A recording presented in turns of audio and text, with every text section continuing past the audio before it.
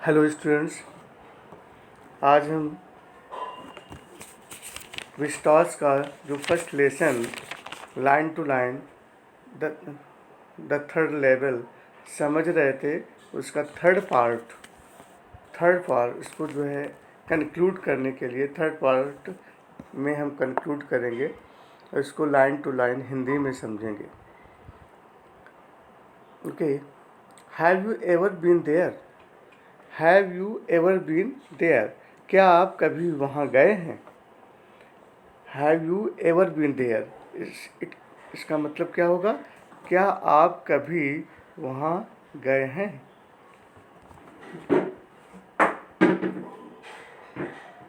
It is a wonderful town still. It is a wonderful town still.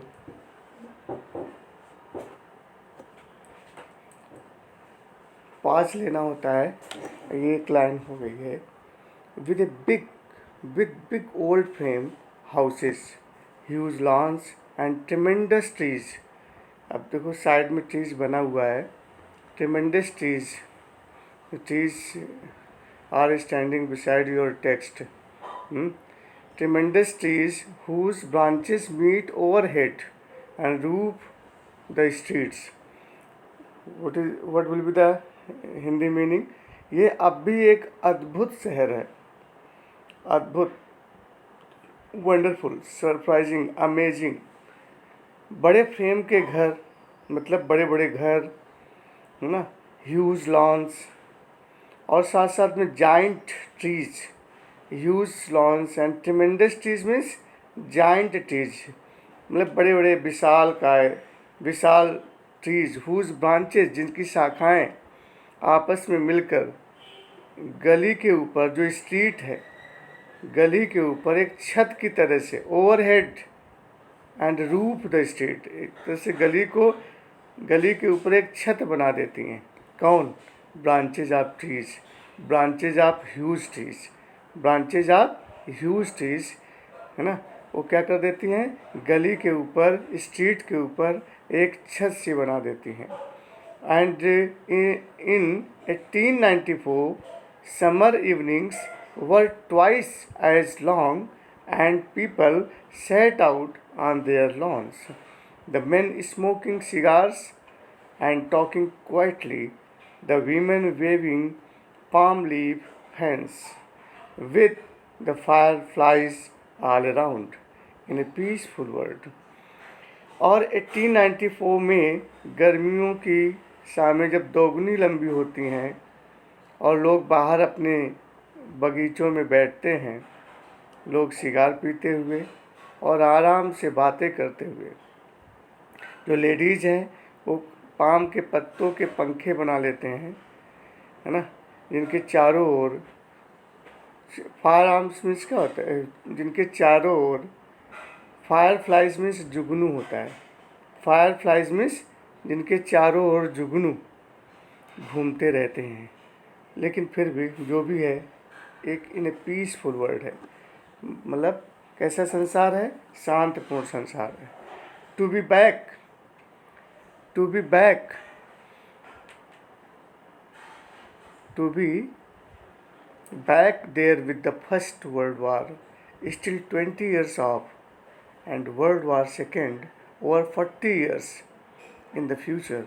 I wanted 2 tickets for that. Here narrator explains.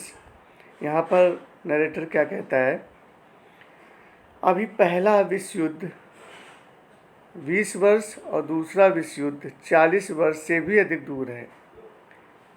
भविष्य में, in future, मैं वहाँ जाने की 2 टिकटें खरीदना चाहता था। वो विजिट करना चाहता था। कहता है वहाँ जाने की, हम इंग्लैंड घूमने की, वो विजिट करना चाहता था। The clerk figured the fear. He glanced at my fancy hat band, but he figured the fare, and I had enough for 2 coach tickets, one way, not both side. Clerk ने किराए का competition बताया, हिसाब किताब बताया उसने कि calculate किया उसने कितना किराया पड़ेगा। उसने मेरी फैंसी हेड बैंड की तरफ देखा, लेकिन but he figure the fair, परंतु उसने किराए का हिसाब लगाया। मतलब उसको अंदाज से व्यक्ति के फेस को देख करके कुछ बॉडी लैंग्वेज, फेस एक्सप्रेशन की रीडिंग कर रहा होगा, लेकिन उसने किराया कैलकुलेट किया, फेयर के कैलकुलेट किया। And I had enough for 2 coaches tickets. तो मतलब क्या है, और मेरे पास 2 टिकटों के लिए पैसा था। शायद कुछ ऐसे ही उसकी फेस रीडिंग कर रहा होगा कि इसके पास में टिकट खरीदने के पैसे हैं या नहीं। एक तरफ का, लेकिन one way, not both side. Okay, तो एक तरफ के लिए 2 कोच टिकट्स के लिए पैसे उसके पॉकेट में थे। But when I counted out the money and I looked up, the clerk was staring at me. परंतु जब मैंने पैसे गिने और ऊपर देखा, तो देखा क्या, क्लर्क मेरी तरफ देख रहा था। क्लर्क अभी भी एकटक मेरी तरफ देख रहा था। He nodded at the bills. मिस मुझे उसने नोटों को देखकर सिर हिलाया। He nodded at the bills that am not money mister, he said. उसने कहा, क्या कहा, यह पैसा नहीं है श्रीमान, ये पैसा नहीं है श्रीमान, उसने कहा। और क्या, पैसा नहीं है श्रीमान। And if you are trying to skin me, you will not get very far. और यदि तुम मेरे साथ हेरा फेरी करना चाहते हो तो तुम ज़्यादा आगे नहीं जा पाओगे। तुम आगे, क्या कुछ हो गया है भाई, ये क्लियर अभी इस यहाँ पर नहीं हो रहा है, लेकिन आगे हो जाएगा। Miss and if you are trying to skin me, हेरा फेरी, स्किन एज ए वर्ब मैंने बताया था ना, ये क्या होता है, हेरा फेरी करना चाहते हो तो you will not get very far, तो बहुत दूर आप नहीं जा पाएंगे। And he glance at the cash drawer beside him. और उसने नकदी वाला दराज जो होता है ना, मैं देखा, जो उसके एक तरफ थी, मतलब of course the money was old style bills. वास्तव में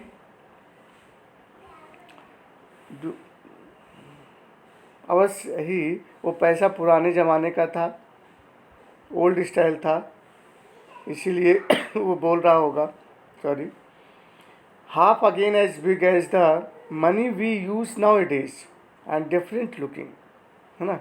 जो पैसा आज हम प्रयोग करते हैं उससे 1.5 गुना बड़ा और अलग तरह का दिखता है वह। जैसे नहीं, नोट चेंजिंग हो गई, तो पहले 500 100 की नोट से ज़्यादा बड़ी थी, अब क्या है, अब बहुत छोटी छोटी हो गई। तो उनके स्ट्रक्चर में चेंज आ गया है। शायद कुछ ऐसे ही पुराने पैसे थे, उसको देख करके उसको कुछ लगा होगा, कुछ उसने गेस किया होगा। And I turned away and got out fast. कहता है कि मैं मुड़ा और जल्दी से बाहर आया। There is nothing nice about jail even in 1894। जेलें 1894 में भी कोई अच्छी नहीं थी। अब यहाँ पर जेल की बात क्यों आ गई, जेल की बात क्यों आ गई है, ये क्वेश्चन एराइज कर रहा होगा माइंड में। एक दिमाग में क्वेश्चन आने चाहिए। Would Charlie ever go back to the ticket counter on the 3rd level to buy tickets to Galesburg for himself and his wife? इस क्वेश्चन को दिमाग में रख करके हम लोग पढ़ेंगे। And that was that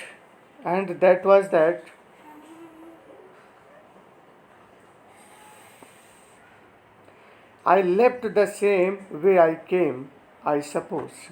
And that was that, और वो ये था मेरे विचार से कि मैं वहीं से वापस आया जहाँ से गया था। बड़ा ही टिपिकल साइंटिफिक और बड़ा मिस्टीरियस लेसन है। इसको बड़ी ध्यान से और बार बार वीडियो को, कम से कम 2 या 3 बार वीडियो को आप सुनेंगे और समझेंगे, तब ये समझ में आएगा।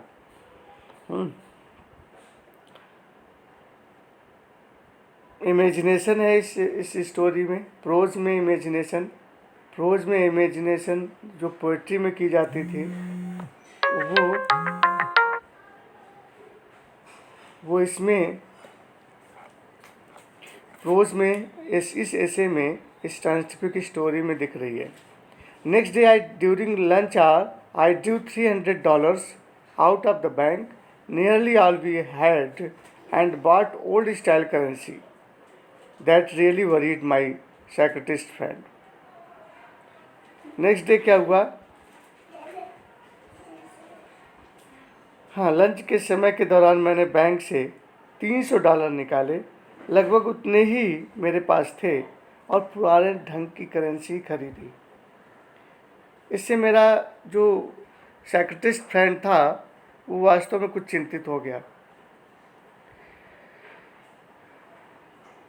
You can buy old money at almost any coin dealers but you have to pay a premium. कहते हैं कि आप किसी भी सिक्कों के डीलर से पुराना पैसा खरीद सकते हो, परंतु आपको एक प्रीमियम अदा करना पड़ता है। प्रीमियम मैंने बताया था क्या होता है, कुछ एडवांस एक्स्ट्रा पैसा देना पड़ता है। My $300 bought less than 200 in old style bills. My $300 bought less than 200 in old style bills. ये अब समझ लीजिए इतना अंतर है। मेरे $300 से पुराने नोट 200 से भी कम खरीदे। But I did not care, eggs were 13 cents a dozen in 1894। कहता है कि मैंने कोई चिंता नहीं की, कोई परवाह नहीं की। 1894 में अंडे 30 सेंट के एक दर्जन आते थे। अब इसका क्यों कहा, इसलिए एक क्वेश्चन एराइज होता है कि मतलब इट डजेंट मैटर कि इतना करेंसी में इतना लॉस हुआ, चेंज करने में करेंसी लॉस हुआ। But I have never again found the corridor that leads to the third level at Grand Center Station, although I have tried often enough। परंतु मुझे दोबारा वो कॉरिडोर नहीं मिले जो ग्रैंड स्टेशन के तीसरे लेवल तक ले जाते हों। यद्यपि मैंने प्राय काफ़ी कोशिश की। Because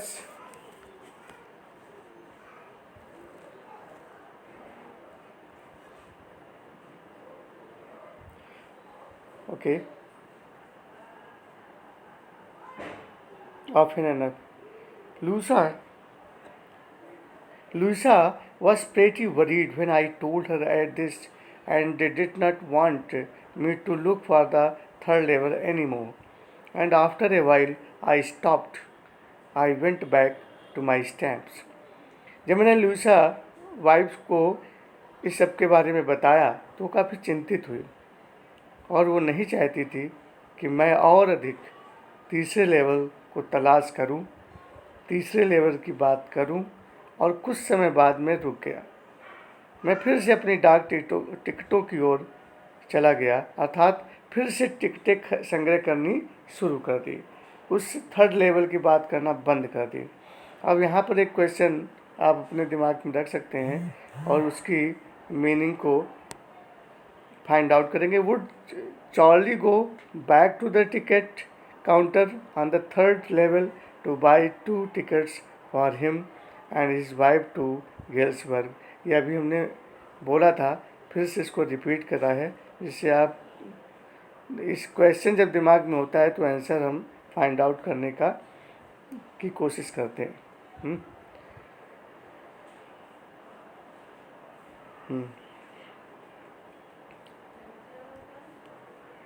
But now we are both looking every weekend because now we have proof that the third level is still there। ये कहानी है और इमेजनरी है और भी चार्ली के द्वारा इमेजिनेशन की जा रही है और वो अपनी इमेजिनेशन पर डिटरमाइंड है। परंतु अब हम दोनों तलाश करते हैं हर हफ्ते, वीकेंड में हर हफ्ते, क्योंकि अब हमारे पास सबूत है तीसरा लेवल अभी भी वहीं है। मेरा दोस्त my friend Sam Vanern disappeared.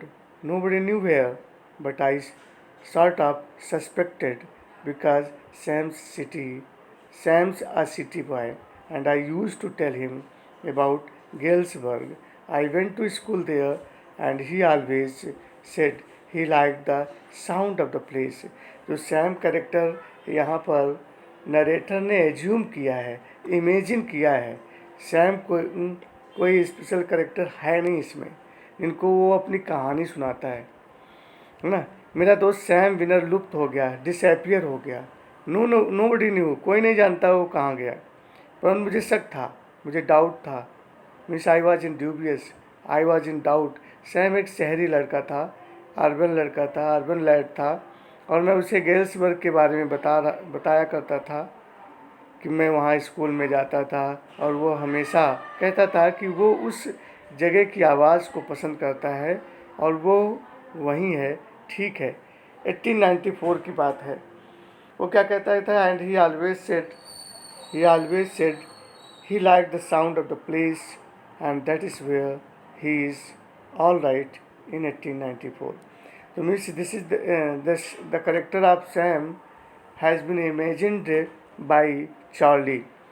Because one night fussing with my stamp collection, I found, well, do you know what a first day cover is? Because क्योंकि एक रात मेरे टिकट संग्रह के कोलाहल में मैंने पाया, फर्स्टिंग मीन्स कोलाहल, क्या पाया? Well, do you know what A first day cover is? क्या पाया? ठीक, क्या आप जानते हैं पहले दिन का जो कवर कैसा, पहला दिन का जो आवरण कवर कैसा होता है? पहले दिन का, पहले दिन जैसे feelings of first day of wherever we went, as you can imagine yourself when you went first day in school, you can experience what you feel. There is a strange experience, आज कुछ अजीब सा अनुभव, कुछ अलग सा, separate and strange, है ना, फीलिंग्स रहती है उस समय।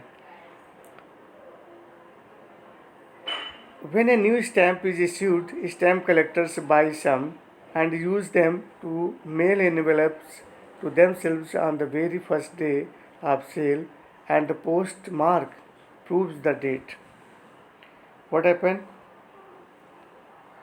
कहता है कि जब एक नई टिकट जारी की जाती है तो टिकट संग्रह करने वाले कुछ खरीद लेते हैं और उनका प्रयोग अपने खुद के ही लिफाफे भेजने के लिए प्रयोग करते हैं, है ना।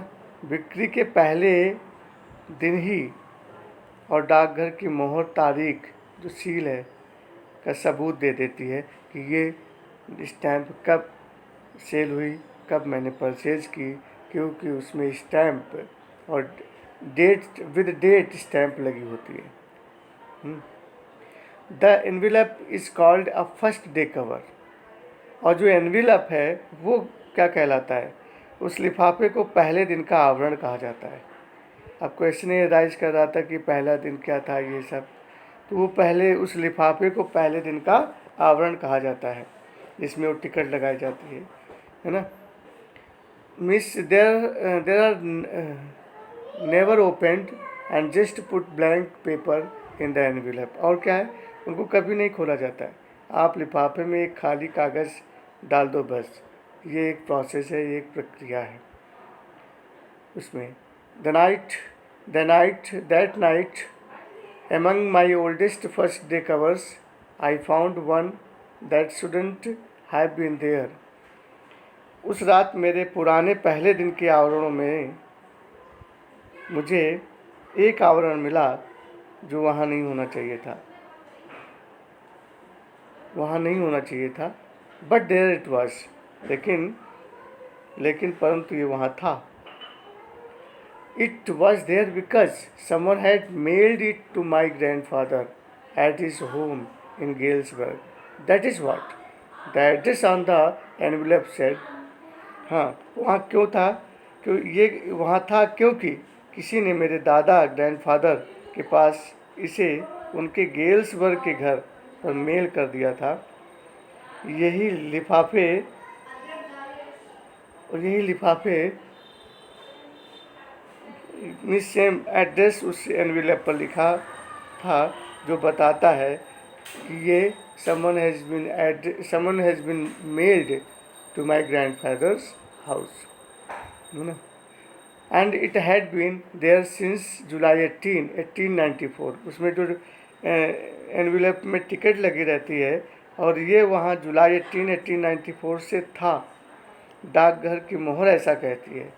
जो एनवेलप पर सील लगी रहती है डाकघर की, वो बता देती है कि ये कब से किसके पास ये एनवेलप है, कब से वहाँ पर घर पर था। The post mark showed that it I did not remember it at all. इसके विषय में आतर नरेटर कहता है, मुझे कुछ भी नहीं याद था। The stamp was a 6 cent dull brown with a picture of President Garfield. और जो पिक्चर थी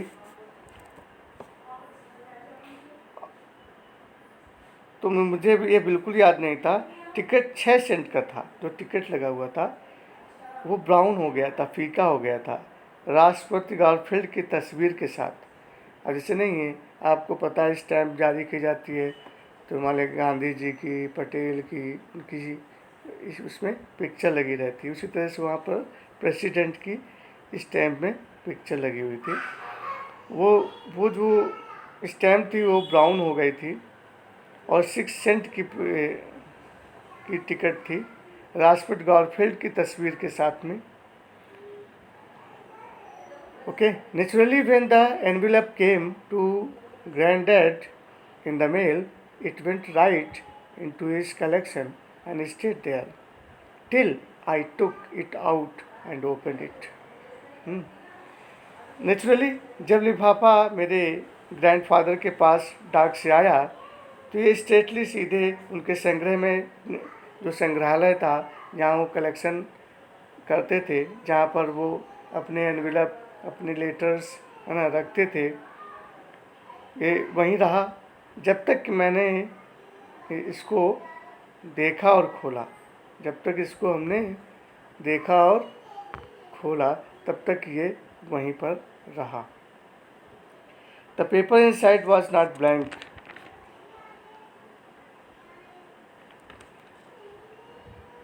जो पेपर इनसाइड था वो ब्लैंक नहीं था, उसमें एक लेटर लिखा हुआ था।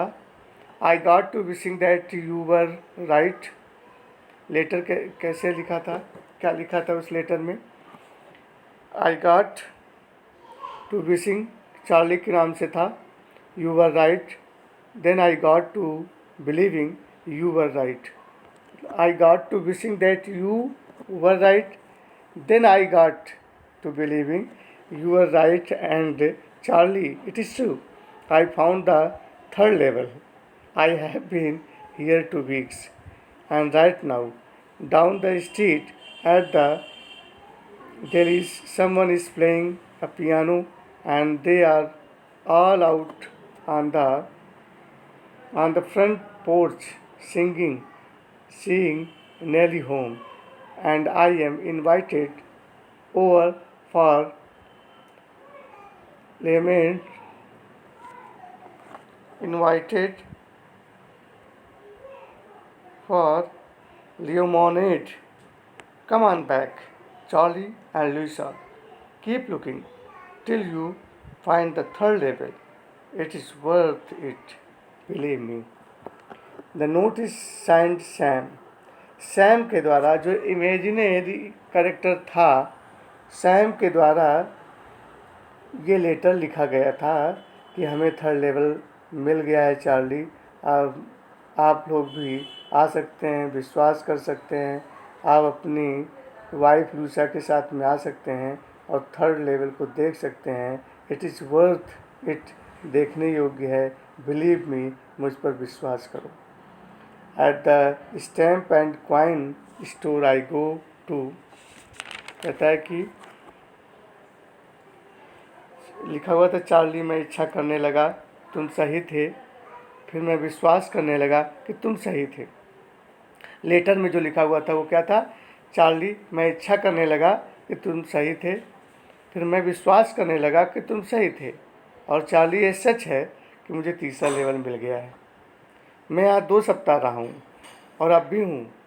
गली के उस छोर पर दिल्ली की दुकान पर कोई आदमी पियानो बजा रहा है और वे सब वहाँ सामने वाले पोर्च में गा रहे हैं, सिंग नेली होम, और मुझे नींबू पानी के लिए आमंत्रित किया गया है। वापस आ जाओ चार्ली और लुइसा, तलाश करते रहो जब तक कि तीसरा लेवल तुम्हें मिल न जाए।